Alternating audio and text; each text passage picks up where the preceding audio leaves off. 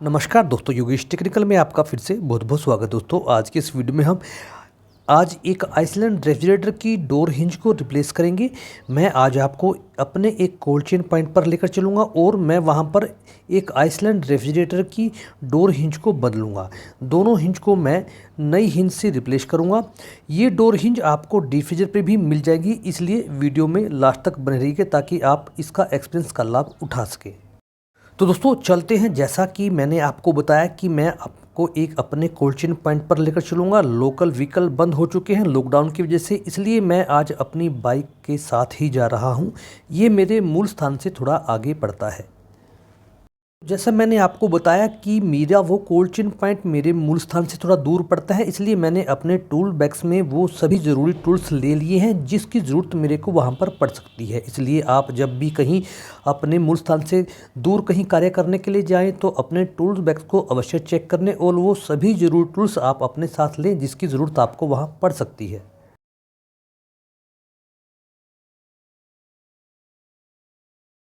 और हम अपने उस स्थान पर पहुंच गए हैं जहां पर हमें अपने कार्य को अंजाम देना है।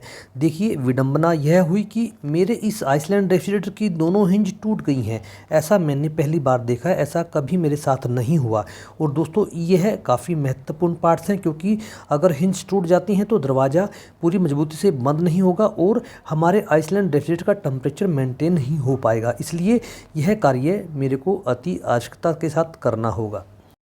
इसके लिए मेरे को एक ख़ास स्क्रू ड्राइवर की ज़रूरत होगी, इसलिए मैं अपने बेड शोल्डर के पूरे सेट को अपने साथ लेकर आया हूँ। क्या पता कौन सा स्क्रू टिप वहाँ पर काम आए, इसलिए मैं चेक कर रहा हूँ। सबसे पहले मैंने T25 एक टिप को निकाला है और मैं इस स्क्रू में इसको डालकर देखूंगा। अगर यह इस स्क्रू में पूरी तरह से फिट आता है तो मैं इसी के साथ कार्य करूंगा।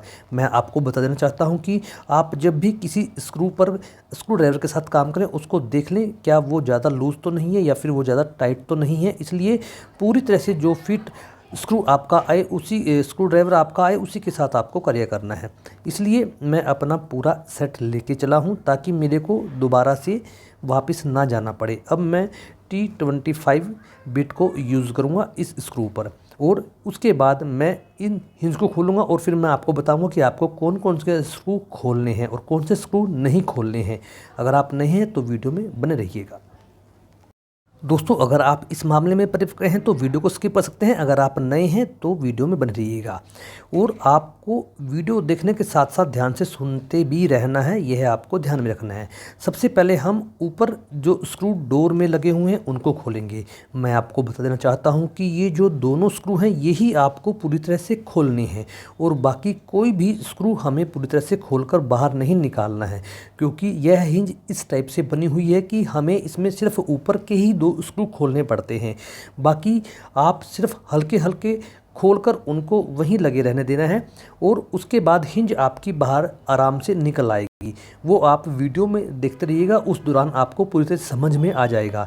देखिए ये जो ऊपर के दो स्क्रू हैं उन्हीं को मैंने पूरी तरह से खोलकर बाहर निकाला है और बाकी को मैंने खोल कर वहीं पर छोड़ दिया है। आप देख सकते हैं आपको कोई भी स्क्रू बिल्कुल बाहर नहीं निकालना है, सिर्फ ऊपर के दो स्क्रू ही बाहर निकालने हैं जिन्हें मैं आपको दिखाने की कोशिश कर रहा हूं।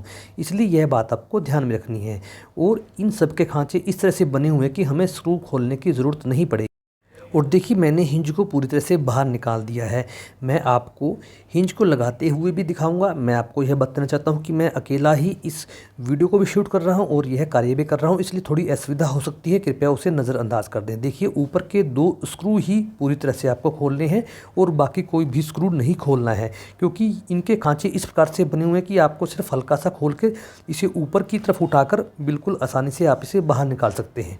और लगाने के लिए भी आपको एक टेक्निक के द्वारा ही इसे लगाना है, बिल्कुल आराम से आप इसे लगा पाओगे।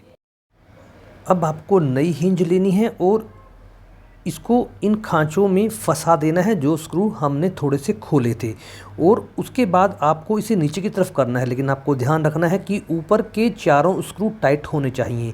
आप ऐसा ना करें जैसा मैं अभी करके दिखा रहा हूँ। इसलिए ऊपर के जो डोर में 4 स्क्रू लगे हुए हैं उनको पूरी तरह से टाइट कर लेना है। इसमें आप देख सकते हैं कि टोटल 8 स्क्रू इसमें दिए गए हैं। सिर्फ आपको 2 को ही निकाल कर बाहर रखना है और उसके बाद आपको कोई भी स्क्रू बाहर नहीं निकालना है, उनको सिर्फ हल्के हल्के खोलकर छोड़ देना है ताकि जब आप हिंज को इसमें फ़िट करें तो वो आसानी से फ़िट हो जाए। और आपको ऐसे खांचे में हिंज को फ़िट करना है और उसके बाद ऊपर के जो 4 स्क्रू हैं उनको पूरी तरह से टाइट कर लेना है, नहीं तो आपकी हिंज नहीं लग पाएगी। यह आपको ध्यान में रखना है। अब हमने नई हिंज को ऊपर के चारों स्क्रू के साथ बिल्कुल टाइट कर दिया है, वो मजबूती से लग चुकी है। अब आपको हिंज को नीचे की तरफ दबाव देना है, लेकिन आपको ध्यान रखना है कि आगे दरवाजे को पकड़ के रखा जाएगा, इसलिए आपको यहाँ एक हेल्पर की ज़रूरत पड़ेगी। इसलिए आप हेल्पर से कहिए कि ऊपर की तरफ दरवाजे को रोक के रखें ताकि जब आप इसे नीचे की तरफ करेंगे तो वो दरवाज़ा ऊपर ना उठे। और आप उस पर दबाव बनाने के बाद पूरी ज़ोर से यानी कि पूरी ताकत से हिंज को नीचे की तरफ लेकर आएँ और उसके बाद जो हमारे 4 स्क्रू हैं उनको उस खांचे में फिट कर दें। इसके लिए आपको थोड़ा दरवाज़ा ऊपर की तरफ उठाकर रखना पड़ सकता है और जैसे ही आपको लगे कि खांचों में स्क्रू फंस चुके हैं तो आप उसे पूरी तरह से दरवाजे को नीचे की तरफ ले आएं और एक स्क्रू को टाइट कर दें। याद रखना है आपको आमने और सामने के स्क्रू ही टाइट करने हैं और हिंज को आपको पूरी तरह से नीचे बैठा लेना है ताकि जो स्क्रू हैं वो अपनी जगह पर ही टाइट हों। नहीं तो अगर इनमें बैलेंस नहीं होगा तो स्क्रू बाद में निकल सकता है, यह आपको ध्यान रखना है। उसके बाद आप दरवाजे को उठाकर 1-2 बार देख लीजिए ताकि कोई स्क्रू लूज ना हो और वो हिंज जब ऊपर की तरफ उठेगी तो वो निकल ना जाए, क्योंकि ऐसा कई बार हो सकता है, यह आपको ध्यान में रखना है। और कोई भी स्क्रू आपको बिल्कुल ढीला नहीं रखना है, यह आपको ध्यान में रखना है। उचित स्क्रू ड्राइवर का ही इस्तेमाल करना है। अब देखिए मैंने सबसे पहले ऊपर के दरवाजे के वो 4 स्क्रू लगाए थे और उसके बाद हिंज को नीचे की तरफ मोड़कर उसे उन खांचों में फिट कर दिया। बिल्कुल आसानी से यह कार्य हो गया है, इसमें कोई भी समस्या आपको नहीं आएगी। अगर आप नए हैं तो इस वीडियो से आप कुछ ना कुछ सीख सकते हैं, ऐसा मेरा मानना है। और दोस्तों लगभग यही हिंज आपको सभी डिफ्यूज़रों के डोर पर लगी हुई मिलेगी। लगभग टिपिकली ऐसी ही हिंज का इस्तेमाल सभी कंपनियां डिफ्यूज़रों में करती हैं। तो दोस्तों मेरी कोशिश यही थी कि मैं आपको इस वीडियो के द्वारा कुछ समझा पाऊँ। अगर वीडियो को अच्छा लगा हो तो लाइक और शेयर अवश्य कीजिएगा। चैनल को सब्सक्राइब करना भी मत भूलिएगा और आप मेरे को आगे भी ऐसे ही ज्ञानवर्धक वीडियो आपके लिए मैं लाता रहूँगा। और अगर आप किसी टूल के बारे में जानना चाहते हैं या उससे खरीदना चाहते हैं तो डिस्क्रिप्शन में जाकर वहाँ पर मैंने कई लिंक दिए हैं, वहाँ जाकर आप उन्हें खरीद भी सकते हैं और उन्हें के बारे में जान भी सकते हैं। धन्यवाद।